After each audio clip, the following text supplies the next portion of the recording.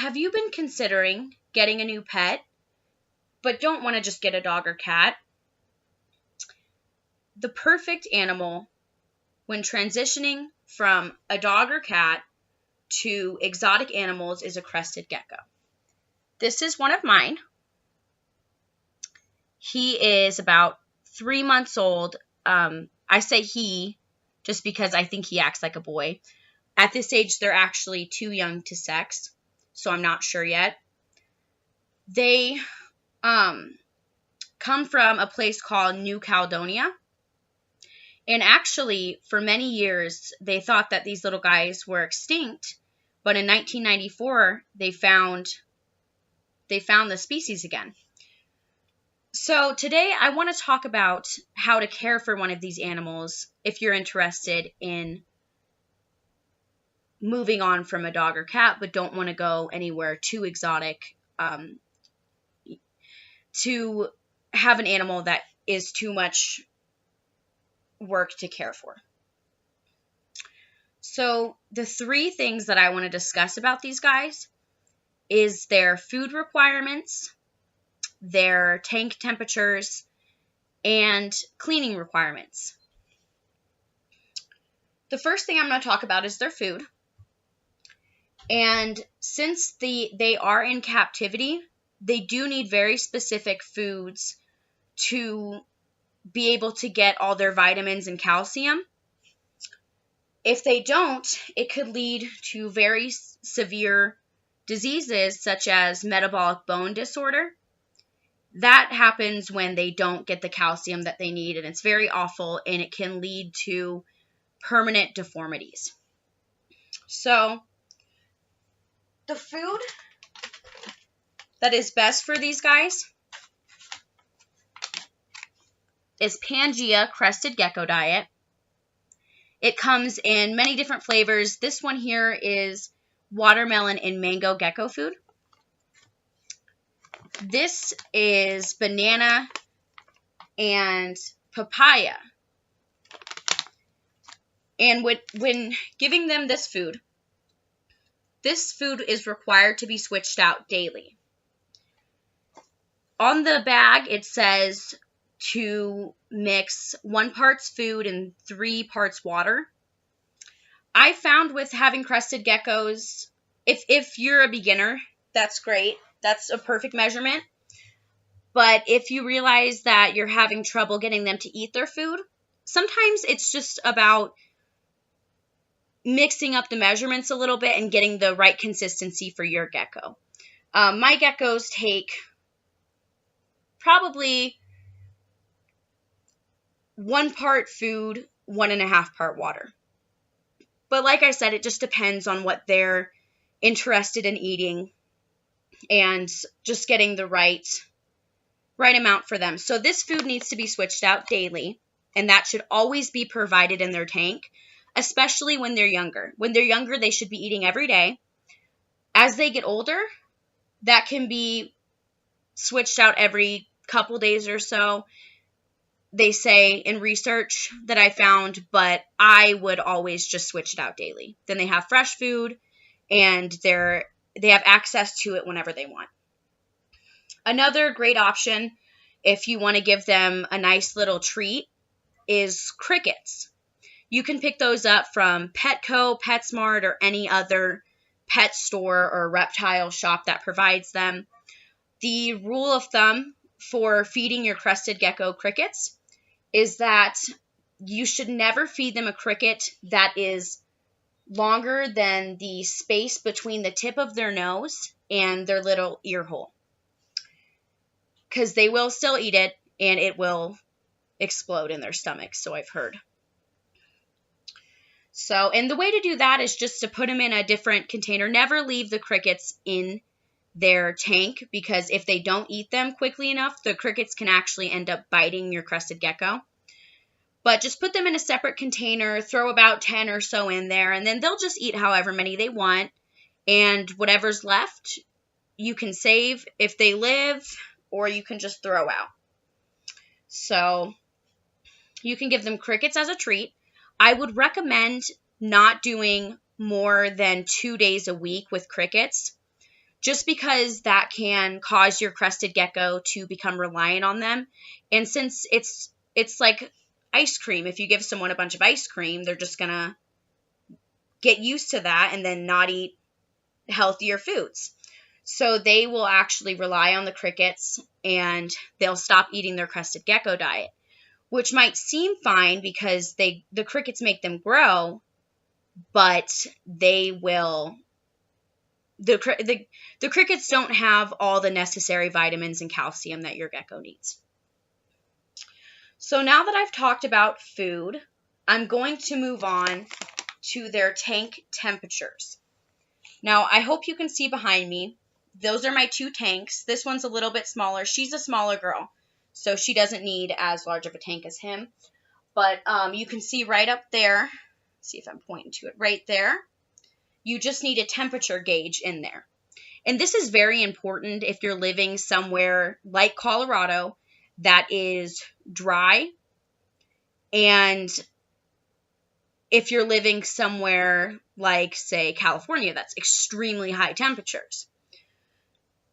You need to have this in your tank because your crested gecko needs the proper temperature to properly digest foods. They are cold-blooded, so if they aren't given the proper temperature, they will actually die because they don't know how to regulate their own body temperature. So it's very important. The temperature that you're going to want to aim for is between 78 and 80 degrees.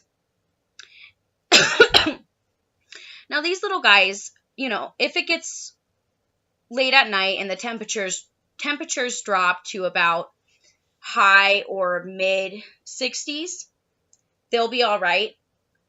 But you don't want it to get much lower than, I'd say, about 65. And you don't want it to get any hotter than 80 degrees. If it gets up to about 83 degrees, they can actually start getting very sick and will die if it's a prolonged temperature in their tank. You also want to keep an eye on their humidity. Their humidity should stay above 50% at all times. But at nighttime and in morning, you will want to spike their tank up to about 80 to 100% humidity. And the best way to do this is to get one of these. This is from ExoTerra, the brand. You don't have to get this kind, but I really like the way that this works. And you just mist down their tank in the morning and at nighttime, and that gives them the proper amount of humidity. Not everybody believes in doing that, but it maintains their humidity levels, and it gives them droplets. They like to drink the droplets off of the leaves. You can still leave a little container of still water, but they mainly like to drink the droplets off the leaves. So temperature-wise, you're going to want to keep it, like I said, between 78 and 90. And, 78 and 80, not exceeding 80, not going lower than 65. So the last thing I want to discuss is proper cleaning of their tanks. Now, I actually do not have the cleaner right here with me. I just realized that I have it in the other room. But what I use is a vinegar water solution. And I just do this because I like to make sure that it's the proper amount mixed, but it's really not a big deal. You can just use vinegar and water and mix them together. And the reason why you want to use that, sorry, he just pooed on me. The reason why you want to use that is because you want to not clean their tanks with any harsh chemicals. This could, since they do lick off of the walls and leaves, it could cause them to get very sick. So you want to use some sort of vinegar water solution, and you want to, when you're cleaning it, you want to first dump all the used substrate out. which the substrate is this stuff here, Eco Earth.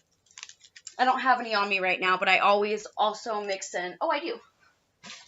Mix in some sphagnum moss. And when you're cleaning it, you want to dump that stuff out. And then I mix dish soap and water together and just kind of swish it around, clean out the inside of it, dry it off. And then I go in with the vinegar and water solution and just get all the sides really good, clean everything with that. And then I like to let it sit for a while because that is a really strong smell. And so I like to just let it sit for a little while. And then after that, you don't even notice it really. So you clean with that. Cleaning should be done it really depends on how messy your crested gecko is, but you should definitely clean before the tank starts to smell. So I like to do it, because my guys are pretty good, I like to do it about once a month, which is standard. Some people do theirs once every couple months. Some people do it once every couple weeks. Like I said, it just kind of depends on how messy your little guy is. So that is the cleaning. And like I said, crested geckos are just a great pet for people who want to go a little bit more exotic, but still need something that is beginner friendly. And these guys are perfect for it. So I hope I've taught you guys about the basics of what you need as far as food, temperatures in the tanks, and cleaning. However, if you are interested in getting a crested gecko, I would definitely recommend that you do more research than just watching this video, because it's different than having just a dog or a cat. They do require specific things, and you never know, you might have one that just requires a little bit more research or have more questions. So definitely do that. And I want to thank you so much for watching my video. And I just want to say what an awesome semester it's been with all of you guys. It's been so great to watch all of you progress in your speaking skills, and it's just been a great semester. So thank you so much, and you guys have a wonderful summer.